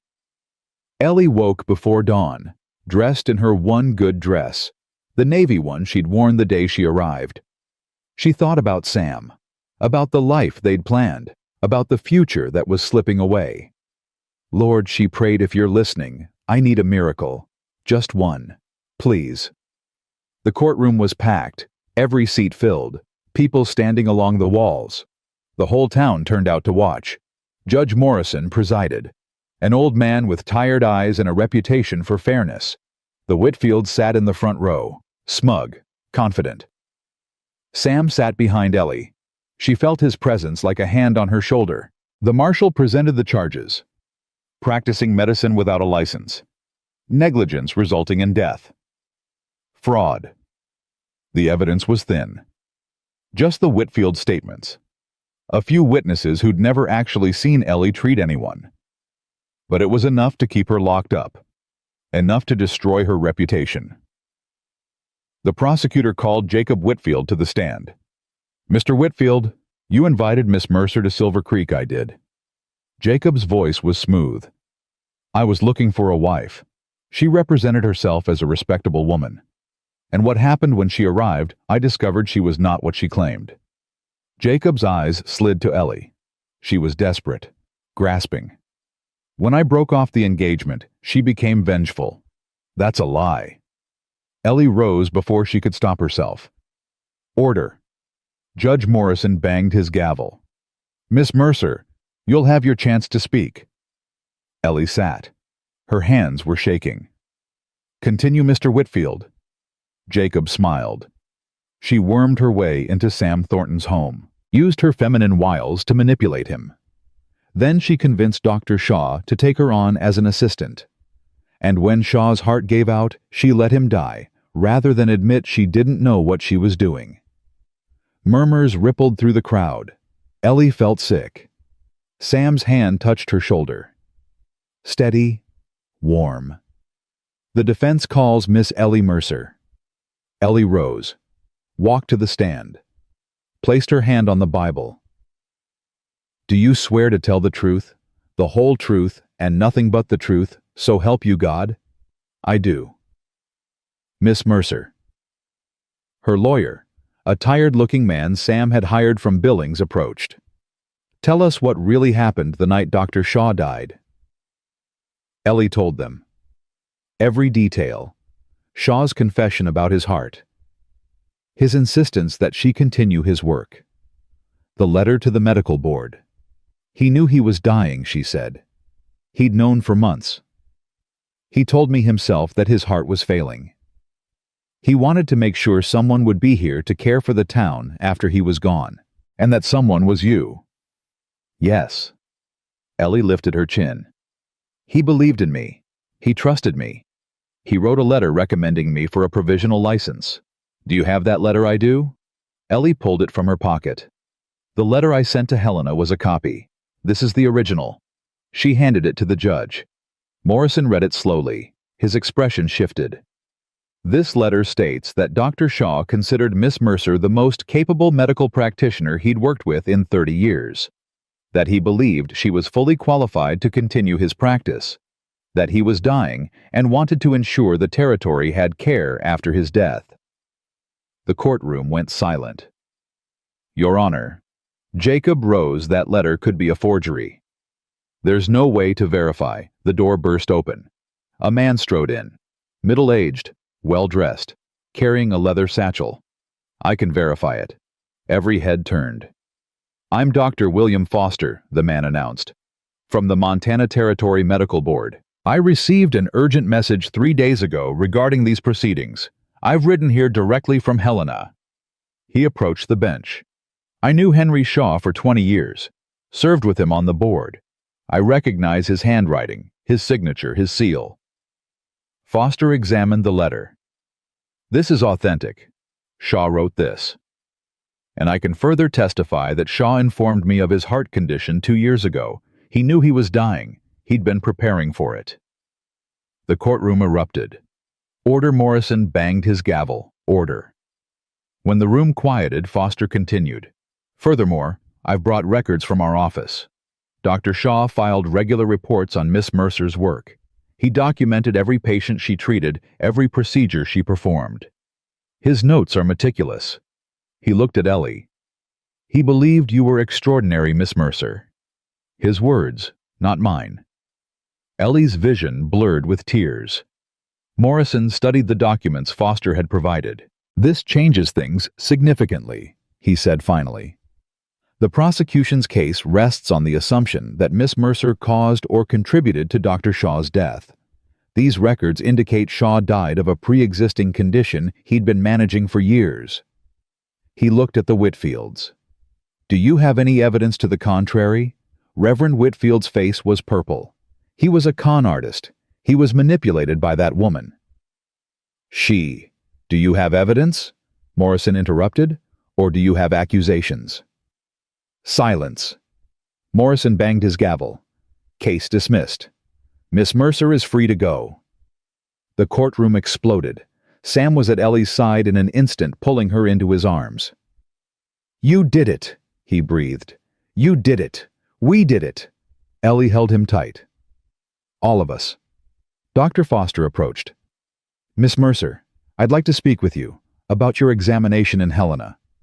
Ellie wiped her eyes. Yes, of course. I've reviewed Shaw's notes, his assessments of your work. Foster's expression was serious but not unkind.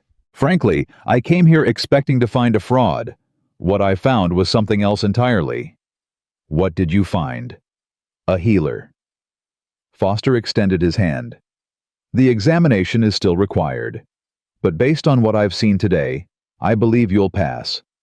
Ellie shook his hand. Thank you, Dr. Foster. Don't thank me. Thank Henry Shaw. He staked his reputation on you." Foster glanced at the Whitfields who were being escorted out by the sheriff. It appears he was right to do so. The crowd pushed forward, people wanting to shake Ellie's hand. Congratulate her. Apologize for doubting her.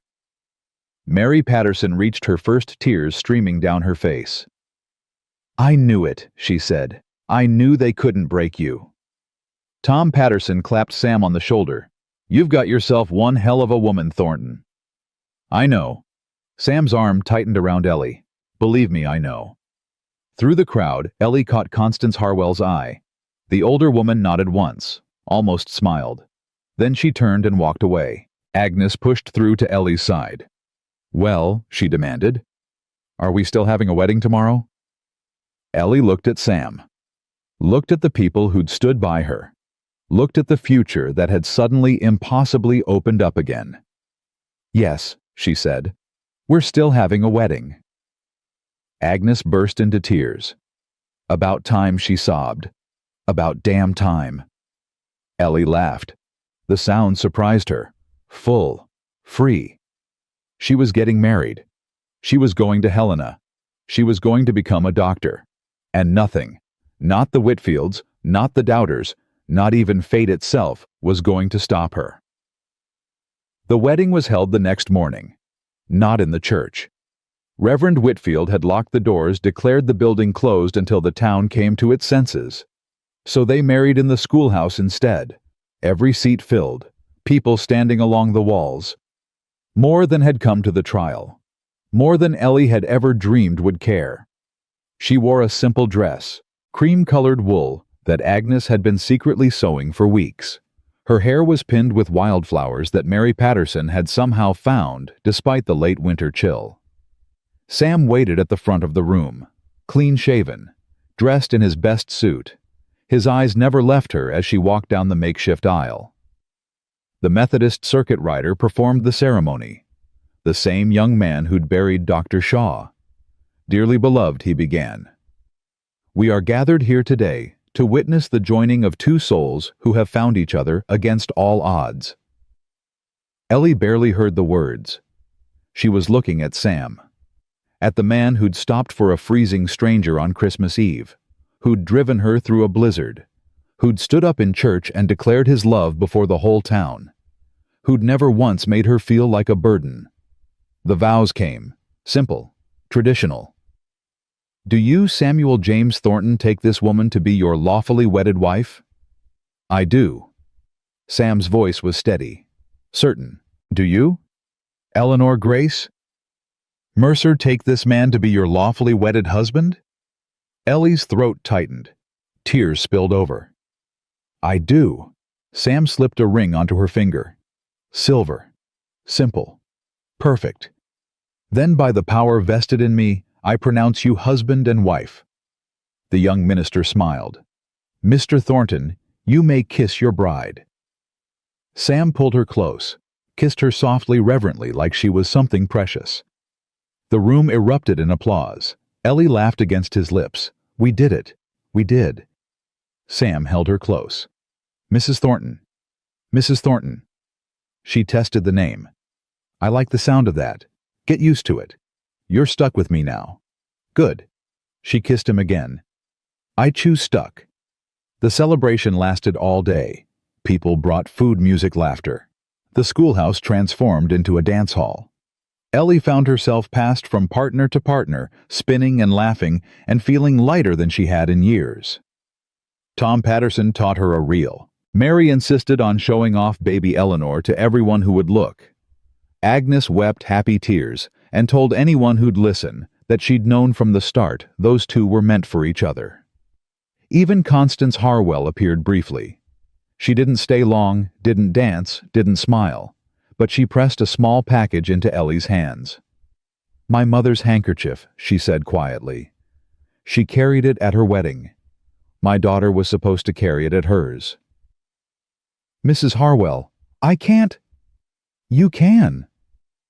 Constance's eyes were fierce. "You're the daughter she should have been, the woman she might have become if the world hadn't broken her." She left before Ellie could respond.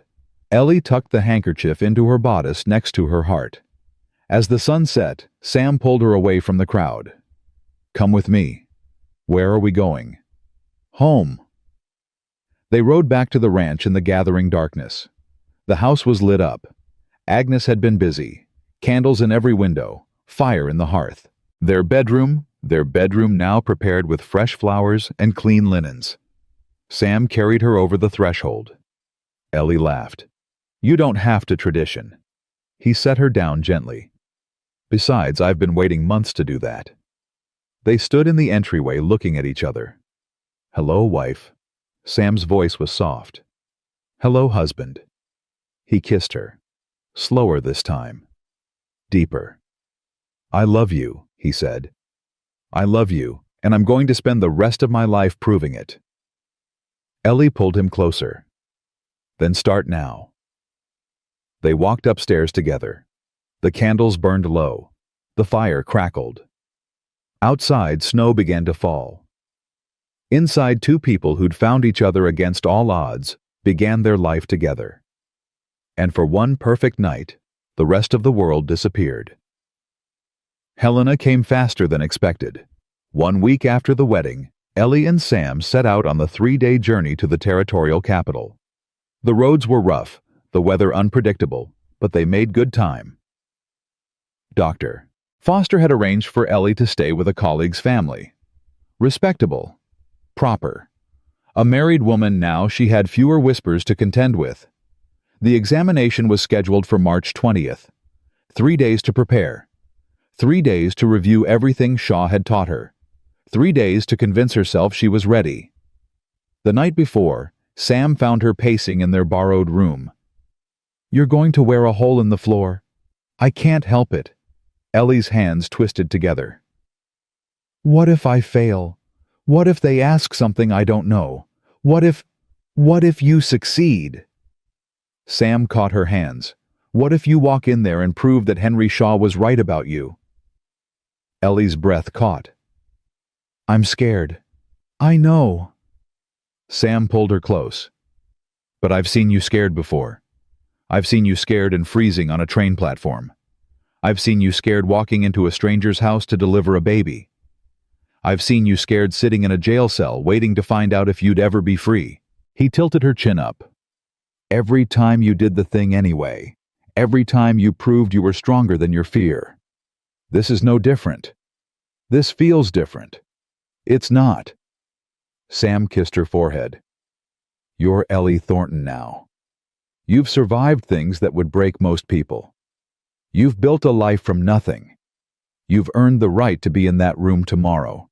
And if I fail, then you try again. And again. As many times as it takes." Sam's eyes held hers. "I'm not going anywhere. Neither are you." Ellie leaned into him. "I don't deserve you." "Yes, you do." Sam's voice was fierce. "You deserve everything good, Ellie. Everything. And I'm going to spend my life making sure you know it." She slept that night in his arms. When morning came, she was ready.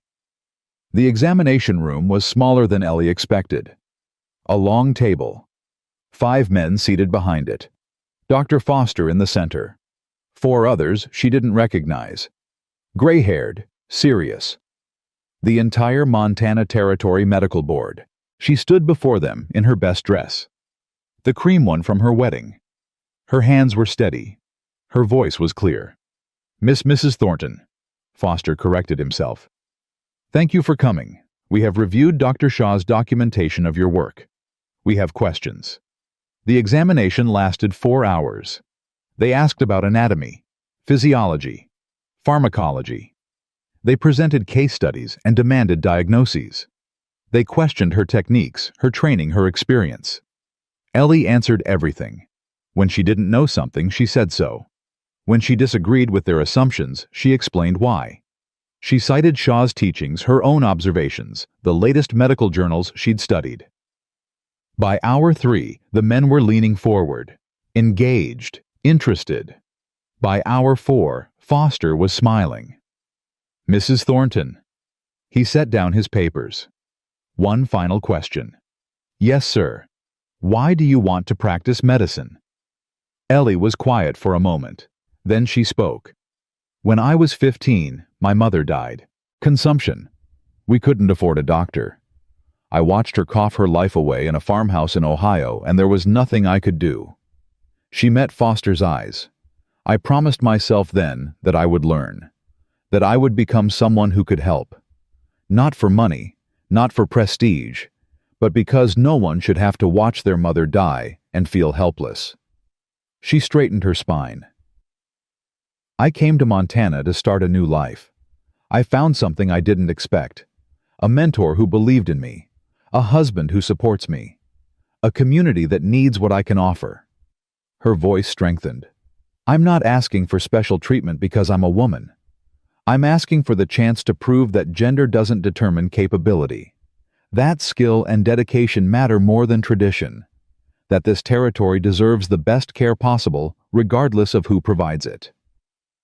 The room was silent. Foster looked at his colleagues. Something passed between them. Nods. Quiet agreement. Mrs. Thornton Foster said finally, "Please step outside while we deliberate." Ellie walked out on steady legs. Sam was waiting in the hallway. "How did it go?" "I don't know." Ellie's composure cracked. "I think well. But I don't know." Sam pulled her into his arms. "Whatever happens, I'm proud of you." They waited. 10 minutes felt like 10 years. Then the door opened. Mrs. Thornton. Foster's expression was unreadable. "Please come back in." Ellie walked back to face the board. Her heart hammered. Her palms sweated. Every fear she'd ever had rose up to choke her. Foster stood. "Mrs. Thornton, he said it is the unanimous decision of this board to grant you a provisional medical license for the Montana Territory." Ellie's knees buckled. "You will be required to submit quarterly reports on your practice. You will be subject to annual review. And you will be expected to continue your education through correspondence with certified physicians." Foster extended his hand. "Congratulations, Dr. Thornton. You've earned this." Ellie shook his hand. Her voice wouldn't work. Tears streamed down her face. "Thank you," she managed. "Thank you. Don't thank us." Foster smiled. "Thank Henry Shaw. He was right about you." Ellie walked out of that room different than she'd walked in. Not just a woman, not just a wife, a doctor. Sam swept her into his arms the moment she appeared. "Well, I passed." Ellie laughed through her tears. "I passed. I'm a doctor." Sam spun her around, kissed her hard. "I knew it. I knew you could do it." They stood in that hallway holding each other, and for one perfect moment, everything Ellie had suffered seemed worth it. Every loss, every betrayal, every frozen night and hungry morning. It had all led here, to this man, this life, this future. And she wouldn't trade any of it. The return to Silver Creek was triumphant. Word had traveled ahead of them. By the time Sam and Ellie rode into town, a crowd had gathered. Mary Patterson was at the front, baby Eleanor in her arms. "Dr. Thornton," she called out. "Has a nice ring to it, don't you think?" Ellie laughed. "I'm still getting used to it." "Get used to it fast." Tom Patterson stepped forward. "My sister-in-law's expecting. She's been waiting for you to get back. And Mrs. Henderson's arthritis is acting up again. Someone else called. And old Mr. Porter needs his heart medicine adjusted." Ellie looked at Sam. "Looks like I've got work to do." "Looks like it." Sam kissed her cheek. "Go. I'll take care of the horses." She slid down from her mount. The crowd parted to let her through. For the next 6 hours, Ellie treated patients. She examined Mrs. Henderson's joints and prescribed a new tonic. She adjusted Mr. Porter's medication. She visited Tom's sister-in-law and confirmed the pregnancy was progressing well. She worked until her legs ached, and her eyes burned, and her hands trembled from exhaustion. And she'd never been happier. That night she returned to the ranch to find Sam waiting on the porch. Long day. The best kind. Ellie sank into the chair beside him. "I helped people, Sam. Real people with real problems, and they trusted me to do it. Of course they did. Sam took her hand. You're Dr. Thornton now. The only doctor in 50 miles. The only doctor. Ellie shook her head. I still can't believe it. Believe it. Sam pulled her close. You've earned everything you have. Everything. They sat together as the stars came out. Ellie thought about the road that had brought her here. The platform on Christmas Eve. The dying lamp. The stranger who'd stopped when no one else would. Thank you, she said quietly. For what? For finding me. For stopping. For not giving up on me even when I wanted to give up on myself. Sam was quiet for a moment. You know what I was thinking that night when I saw you on the platform? What I was thinking that I'd spent 8 years feeling sorry for myself. 8 years hiding from the world because one woman hurt me. And there you were abandoned and freezing, and you still had more fight in you than I'd had in almost a decade. He turned to face her. You didn't just save yourself that night, Ellie. You saved me too. You reminded me what courage looks like, what hope looks like, what love looks like when it's real. Ellie's eyes burned. We saved each other. Yes. Sam kissed her softly. We did. They went inside together. The fire was warm. The house was quiet. Agnes had left supper on the stove and retired early. For the first time in months, Ellie felt completely at peace. She was home. She was loved. She was exactly where she was supposed to be. Spring came early that year. The snow melted, the roads cleared. The world turned green and hopeful. Ellie's practice grew. Patients came from miles away, drawn by word of mouth and desperation, and the simple fact that she was there when no one else was. She delivered 12 babies in the first month, treated fevers and broken bones and ailments she'd only read about in textbooks. She learned as she worked, grew stronger with each challenge. Sam supported her through all of it.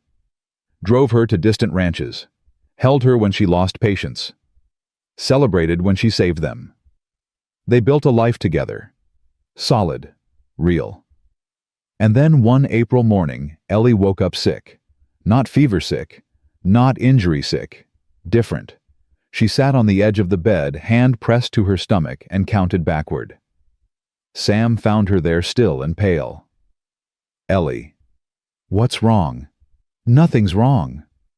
Ellie's voice was strange. Distant.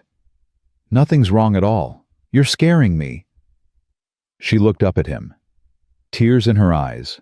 A smile breaking across her face. Sam. I think I'm pregnant. The silence lasted 3 heartbeats. Then Sam dropped to his knees in front of her. Say that again. I'm pregnant. Ellie laughed. At least I think I am. The signs are there. I should know for certain in a few weeks. Sam's hands trembled as they covered hers. A baby, he breathed. We're having a baby. We're having a baby. He pulled her into his arms, held her so tight she could barely breathe. I love you, he said, voice cracking. I love you so much. I love you too. They stayed there holding each other as the morning light filled the room. A new life. A new beginning. Everything Ellie had lost. Everything she'd suffered. Everything she'd survived. It had all led to this. This man. This home. This future growing inside her. And she knew with absolute certainty that it was only the beginning. The news spread through Silver Creek like wildfire. Dr. Thornton was expecting. The woman who'd arrived freezing and alone on Christmas Eve was going to be a mother. People who'd once whispered about her now brought gifts. Baby clothes. Quilts. Offers of help. Even Constance Harwell appeared at the ranch one afternoon, a package in her hands. For the baby, she said stiffly. My daughter made it, before she left. It was a christening gown. Delicate. Beautiful. Mrs. Harwell. Ellie began. Don't. Constance's voice was rough. Just take it. Give your child what mine never got. She left before Ellie could respond. But something had changed in her eyes. Something softer. Something like healing. Summer brought more changes. Tom Patterson's sister-in-law delivered a healthy boy. Ellie guided her through every step. The Hendersons' youngest son broke his arm falling from a horse. Ellie said it perfectly. Old Mr. Porter finally admitted that his heart was failing. Ellie held his hand while he made peace with it. She worked until her pregnancy made it difficult. Then she trained Mary Patterson to assist her. The young mother proved to be a natural. "You're good at this," Ellie told her one afternoon. "Have you ever thought about becoming a midwife?" Mary's eyes widened. "Me? I'm just a rancher's wife. I was just a farmer's daughter." Ellie smiled. "Look where I ended up." Mary was quiet for a moment. "You really think I could do it? I think you could do anything you set your mind to." Ellie took her hand. "That's the thing about this territory, Mary. It doesn't care who you were. It only cares who you're willing to become." Mary left that day with a stack of medical texts under her arm. 2 years later, she would deliver her first baby on her own. But that's a story for another time.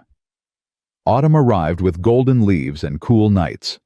Ellie was huge now, 8 months along. She waddled more than walked. Sam hovered constantly, terrified something would go wrong. "I've delivered 100 babies," she told him. "I know what I'm doing. That doesn't help." Sam paced the bedroom. "Those were other people's babies. This is our baby. Our baby will be fine. How do you know?" "Because I refuse to accept any other outcome." Ellie caught his hand. "Sit down before you wear a hole in the floor." Sam sat. He didn't stop worrying, but he was there, every moment, every day. And that was what mattered. The baby came on a November night. Snow fell outside. Wind howled. The house creaked and groaned. Ellie labored for 18 hours. Mary Patterson assisted.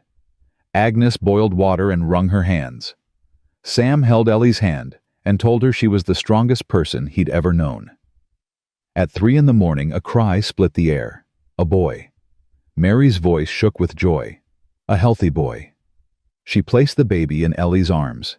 He was tiny, red-faced, furious at being dragged into the world. He was perfect. Sam sank to his knees beside the bed. "Ellie," he breathed. "Look at him. I'm looking." Tears streamed down her face. "I can't stop looking. He's beautiful. He's ours." Sam touched his son's tiny hand. The infant's fingers curled around his. "What should we name him?" Ellie had known the answer for months. "Henry," she said. "Henry Samuel Thornton, for the man who believed in me, and for the man who saved me." Sam's eyes glistened. "Henry," he repeated. "It's perfect." They sat together, the three of them, as dawn broke outside. A new family. A new beginning. A life built from ashes and loss and stubborn, relentless hope. The years that followed were good ones. Not easy. Life in Montana Territory was never easy. There were hard winters and failed crops and patience Ellie couldn't save. But there was also joy. Henry grew tall and strong with his father's dark eyes and his mother's stubborn chin. He loved horses and books and trailing after his mother while she made rounds. A daughter followed 2 years later.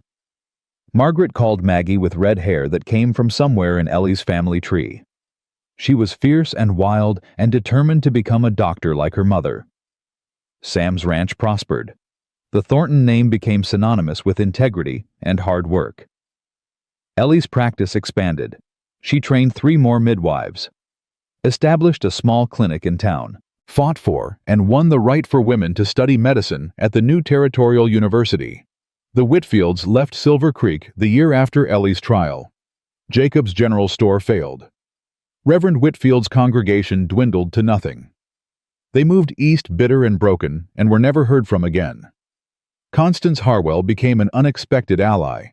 She funded the clinic's expansion, advocated for women's education, even reconciled with her daughter, who returned to Silver Creek with a husband and 2 children of her own. Agnes lived to see both of Ellie's children born. She died peacefully in her sleep at 83, with Ellie holding one hand and Sam holding the other. They buried her beside the Thornton family plot. The headstone read, Agnes McAllister, beloved mother to many.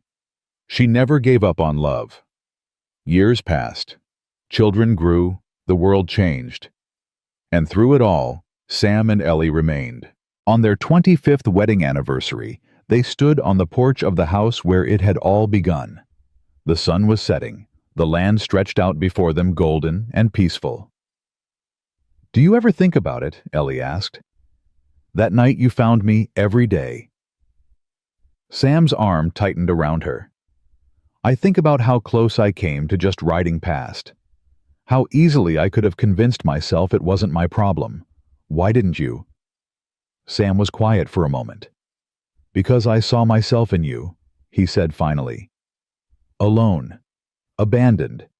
Freezing. And I knew if I left you there, I'd never be able to live with myself." Ellie leaned into him. "You saved my life that night." "No." Sam kissed her temple. "I just gave you a place to land. You saved yourself." They stood together as the stars came out. The same stars that had watched over a frozen depot on Christmas Eve 25 years ago. The same stars that had witnessed a woman fall to her knees in the snow, clutching a letter of betrayal. The same stars that had seen a stranger stop, reach out, offer mercy when no one else would. "I love you," Sam said. "More today than the day I married you. More than I have words for." Ellie turned to face him, this man who'd been her salvation, her partner, her home. "I love you too," she said. "And I will keep loving you until the stars fall from the sky." They kissed as the night deepened around them. Inside the house their children laughed. Their grandchildren would follow. Generations yet to come. All because one man stopped on Christmas Eve. All because one woman refused to give up. They walked back inside together hand in hand and closed the door on the cold. The lamp in the window burned on. A beacon in the darkness. A promise kept. A reminder that mercy still exists, that love still wins, that second chances are real for those brave enough to take them. Ellie Mercer had arrived in Silver Creek with nothing but a broken heart and a carpet bag. She left behind a legacy that would last for generations. Doctor, wife, mother, pioneer. A woman who refused to be defined by what was done to her. A woman who chose every single day to become more. And somewhere in whatever comes after, Henry Shaw smiled. He'd known all along. Some people are born to heal the world. Ellie Thornton was one of them.